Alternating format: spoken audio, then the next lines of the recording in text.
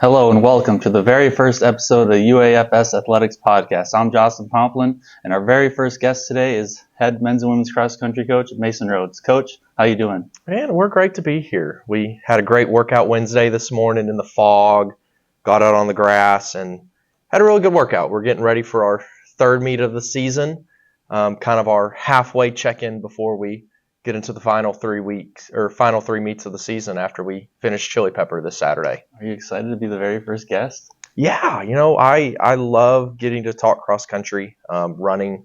Not a lot of people enjoy listening to it, but it's something that a lot of people can do, but we just do it at a completely different level than what your average fitness runner does to just stay healthy. All right, so you like to talk about cross country. Let's get into it. How has your first two meets gone? Both have been in the evening, kind of a little unusual compared to a lot of morning events. So talk about those. Yeah, so Tulsa, Rogers State's home meet, it was phenomenal. We went out there, the women ran amazing. We had a school record on the women's side as an individual. We also had a new school record for the team average, which, if looking at how we're performing, I love looking at team average when comparing year to year. So, when you look at every other 5K we've ever done on the women's side, this is the best team we've ever put together. And, this is just week one. So, we're coming off of the summer in the right place. Flash forward to Joplin, we knew going into it was going to be tough. Heat index was over 100, lots of humidity. So we went into it with a game plan to, be relaxed, worry more about racing other people versus trying to just run a fast time. I think our ladies handled that very well. We had one girl that she wasn't able to finish. Heat got to her. But, she really, the women tackled that meet and placed really well. On the men's side, similar story where we rolled up to Rogers State and, we didn't have anyone go out and be flashy in the top 10. But as a whole, the men were just very, very close together. Mm-hmm. Team average was one of the better 4-mile averages we've ever had. Going into the 8K, we had 7 guys that had never ran an 8K before at Joplin. We battled. It was a very tough meet. Every man crossed the finish line. When I went to him and talked to him pre-meet, I told him, you have 2 challenges, the 8-kilometer race and the heat. And they tackled both of them. We have a lot that we'd love to work on.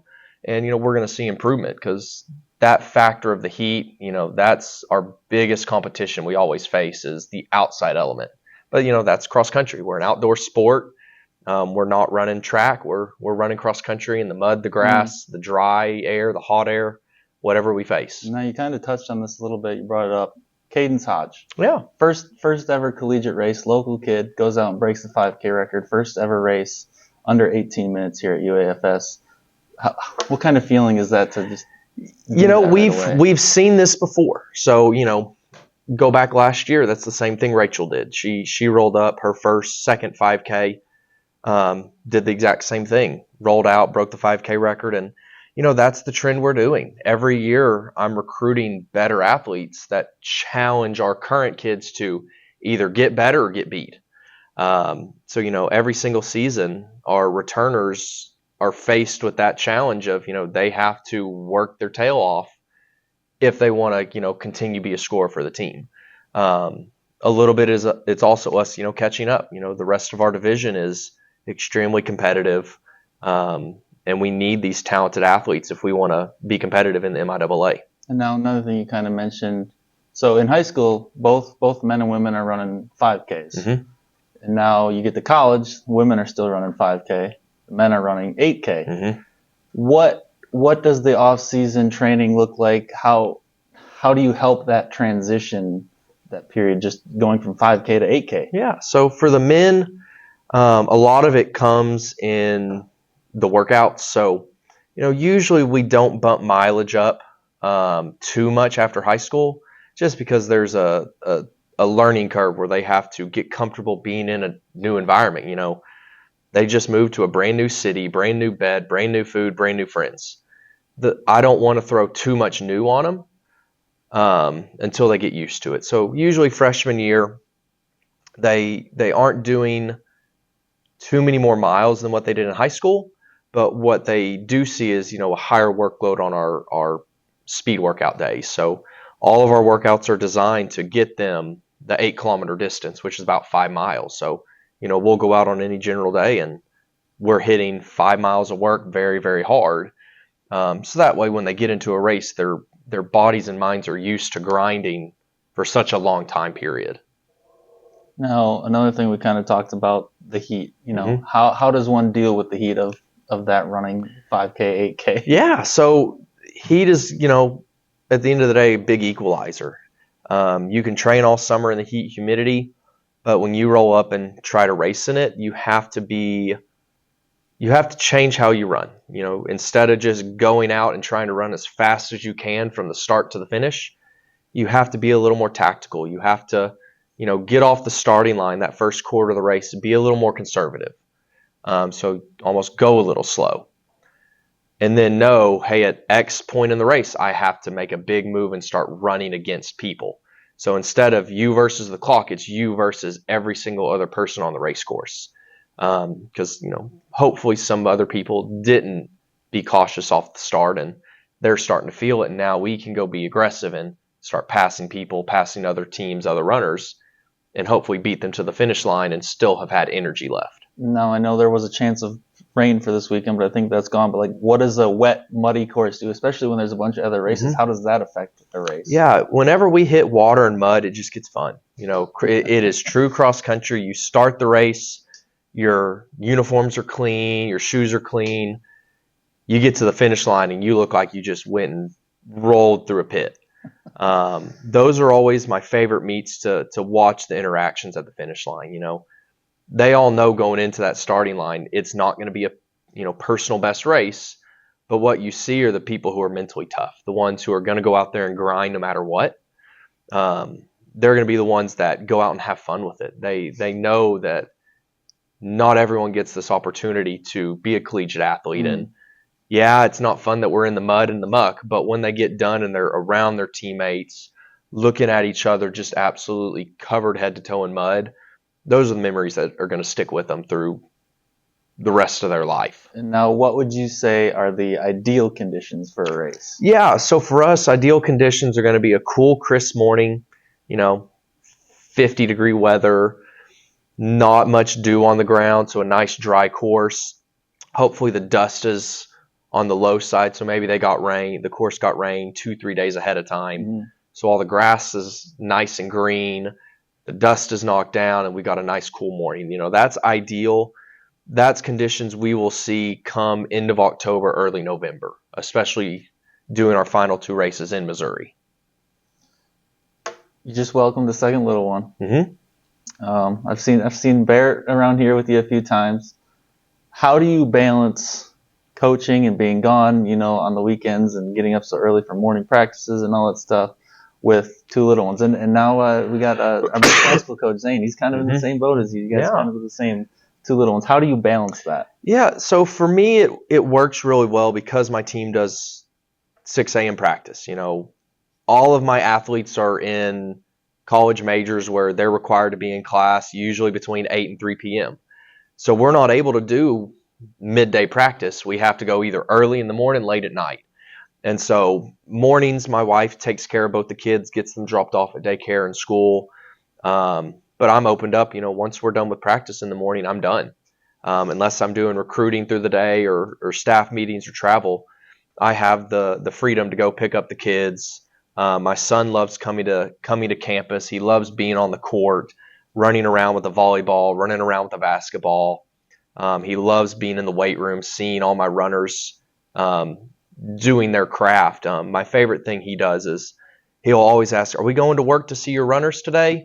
It's my favorite thing to bring him to practice because, I grew up on a college campus with my mom, and both my kids now get a very rare opportunity to grow up in an athletic department.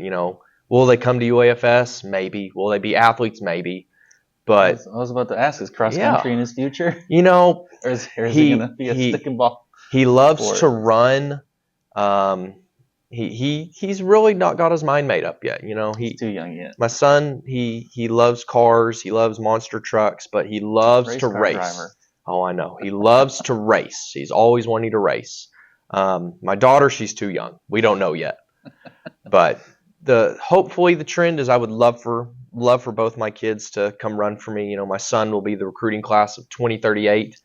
My daughter will be the recruiting class of 2042. So I hope to be around UAFS Cross Country that long. But that's a long way away. We'll see. So recently this past year, we joined the MIAA. Along with that comes a new region, the Central region. The previous region we ran in, the South Central, there was a lot of tough teams in the RMAC. Now, you just competed in Joplin and Rogers State, so you ran against a few MIAA teams already. You've run Joplin years in the past. What's kind of the difference in the region, the conferences, between all those teams and stuff? Yeah, so the Lone Star versus MIAA, the best way I describe it, the Lone Star had some really good teams at the top, and it kind of was not as strong in the middle and at the bottom. The MIAA, they're good top to bottom. If you're not on one weekend, you're going to get eaten alive. As far as the regions go, the Central region, MIAA is the king. If you are high quality in the MIAA, you are the top of the region. Mm-hmm. In the South Central region, Lone Star would just get eaten alive by the RMAC every single time. The RMAC's going to produce the school that's likely going to win the national tournament. The Central region, they're going to send a lot of teams to nationals, but they're going to be, just slightly further down the leaderboard. So for us, there's a higher chance of making nationals, either as a team or an individual, a part of this new region, which, that just opens up more opportunity. It only takes one kid or one team to make nationals to start a tradition. Mm-hmm. And so that's kind of in the back of my mind. That's one of my long-term goals is we're chasing that dream of sending a team to nationals or sending an individual. Yeah, that kind of goes into my next question. Speaking of regionals, nationals, you're only 2 events in. You got 2 more regular season events before you get to the conference meet. What are some of the goals for the rest of the season? Sometimes it might just be, all right, let's set a PR and let's go from there. Yeah. So this weekend at Chili Pepper, our women are in the faster of the 2 heats. They're going to see 10 to 12 Division I schools. They're going to see, I think, 12 to 15 Division II schools. Of the D2 schools, I think 7 of them are ranked in the nation. So this is going to be a good kind of thermometer of where we're at compared to everyone else. So the big goal at Chili Pepper is to go beat as many people as you can. Mm-hmm. If we see a school that we recognize the uniform, that's our target. We want to beat that runner. When we look at the results, we'll get a really good idea, of how far we need to climb if we're going to try to make a podium at the conference tournament. On the men's side, they've got a hand. They're in the second heat of the 2. There's, I think, 6 or 7 Division II schools in that race. I would love to go out and sweep all of those. I think it's very much in our wheelhouse where we could beat every D2 school in that race. But then that heat is full of Arkansas schools. We've got UA Monticello, Ozarks out of Clarksville, UA Rich Mountain, Northwest Arkansas Community College, John Brown. So, schools that I'm recruiting against for geographical sense, those are schools I would love to beat, to be able to say, hey, we're one of the top Arkansas schools in the state. And now we're one of a few schools that doesn't have a track and field program, but you still do run a few events in the spring. A lot of these schools do have the track program that these distance runners, they run the distance events in the spring for the track program, but it's more of our off season. How does that affect, maybe recruiting a kid or just the whole off season program in general? Yeah, it definitely, it leads us down the path where we have kids that love cross country. Their heart is in the cross, but, we also get kids who are the definition of what Division II is, where you are a student athlete. It's an equal balance. I've got guys and girls who are wanting to be doctors, wanting to be teachers, wanting to work in the business world, doing nursing. All of those degrees require a lot of education. It requires a lot of time in the classroom, a lot of time in the study. And the way our spring is set up, it gives our athletes a chance to either get ahead, catch up, or maybe take some harder classes that would be very challenging to do while we're in season. So our spring, we do 4 to 5 practices a week. We do 4 to 5 races. We still go compete against other colleges at track meets, but I let our athletes, pick the distance they want to. We're not necessarily worried about how many points we score. We're worried about getting a PR in a certain race distance. So we still get high quality work. We still do a lot of hard workouts, but it's a time to, enjoy being a college student. You get to live that life that you only get an opportunity to do it 4 years out of your life. And it's also good for if I have anyone that's dealing with some injuries. It's a time where I'm not pushing them to get healthy. They have plenty of time to let their body heal and get back to 100%. So that way, when we get back to the next summer, we're ready to hit it hard and get ready for fall. And now you were a former runner here. Last thing for you. You're still young yourself, still kind of learning coaching. What is the biggest thing you've learned in the transition going from student athlete almost directly into head coach? And, a lot of, you're not that much older than your student athlete. So what's kind of been the biggest learning curve for you? So the hardest thing for me to learn was let the athletes, be vocal with where they're at, how they're feeling. I feel like I'm getting to a point where we're having a good flow where if, some of the guys or girls aren't feeling it this week, we're able to completely do a 180 in just the work week. This week we came off of Joplin with a lot of heat. We weren't recovered by the time it was time to go back to work. So, we've had to adjust the workouts, change up some of the intensities to get us ready for the next race. Another challenge that I faced was, I basically had to learn all this from myself. So, I had to prove to the athletes I was bringing in that, I was going to give them the right formula to get faster, to get better. And, that's an imperfect science. No coach knows exactly how to get athletes to their peak. Every year we change up what we do just a little bit to hopefully be better by the next year. So, I'm continuously reading, continuously listening to podcasts, watching videos, talking to other coaches, sending my training to other coaches to, let them diagnose what we're doing, give me their 2 cents, kind of what they think could be changed or tweaked to get a better product by the end of the season. Well, Coach, that's all I have for you. Thank you for taking the time out of your day and joining us today. Best of luck this season. Next, we'll have one of your men's cross country athletes up here in Conrad Trezza. So good luck again this year. Thank you. Okay, y'all have fun. I got to get out of here. Just what are we at for time? Well, it should say on there. No, it should say on there. Hold on. Do you have a UAFS shirt on there underneath there? Oh, yeah, take this up. Mic'd up. I'm mic'd up. That's fine. We don't need it.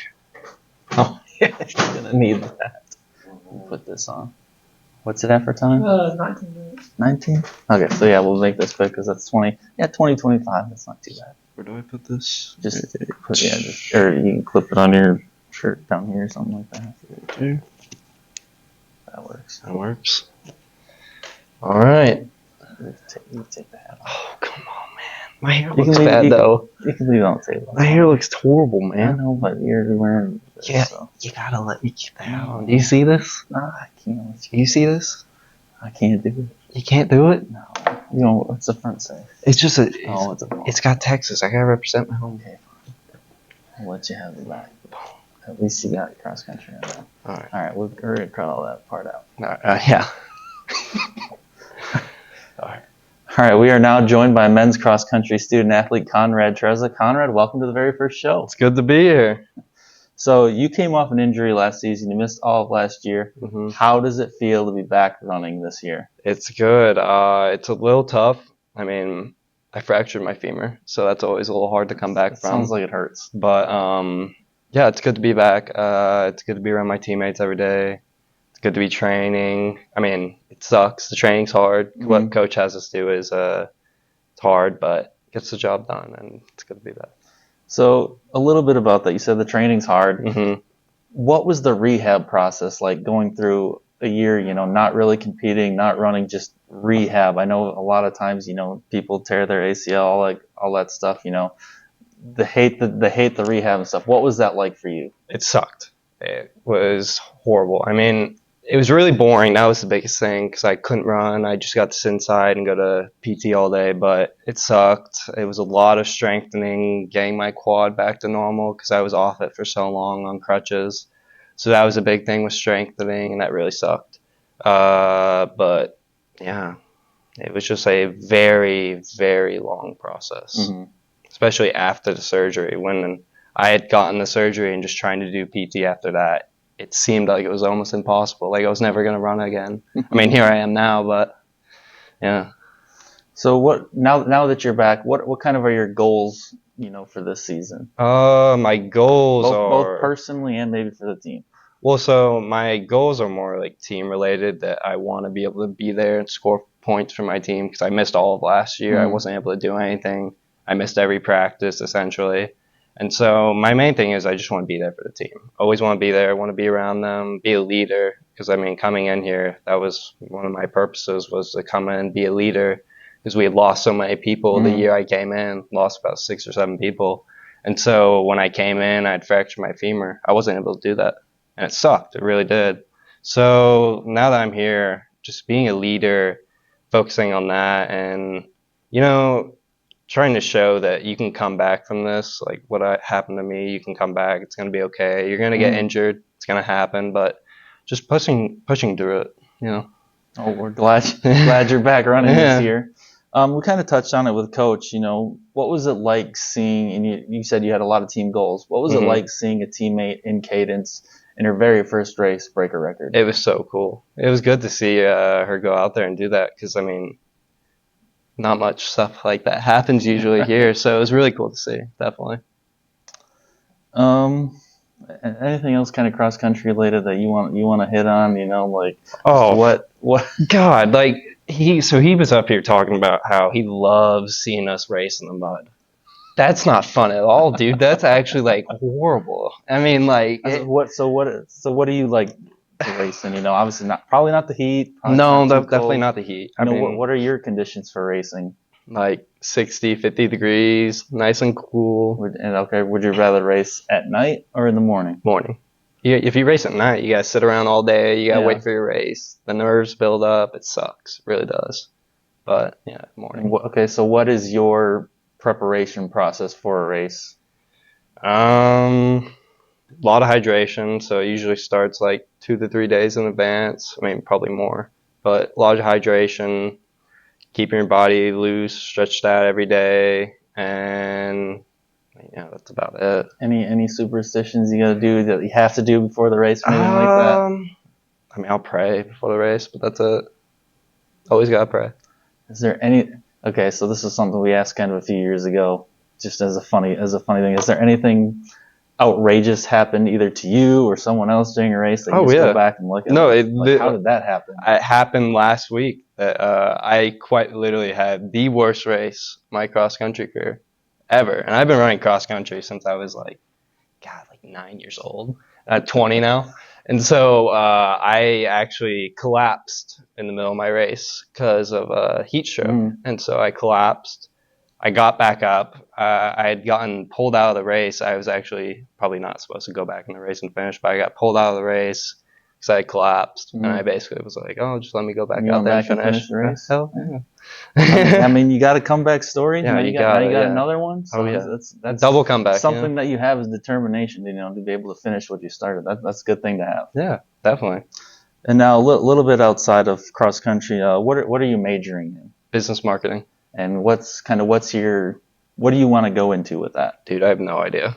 Like, I don't know. I had an assignment the other day. Our teacher was asking us, like, you gotta write 5 pages on what you want to do with your life. You gotta choose, like, what your major, what you're gonna do, And I was like, I don't know. I don't know. So well, you got a little time to figure that out. So there's a lot of opportunities in business. So Conrad, thank you for joining us today. Yeah. Best of luck this season. It's good to be here. And that's a wrap for our very first episode. Thank you all for joining us, and make sure to tune in next time.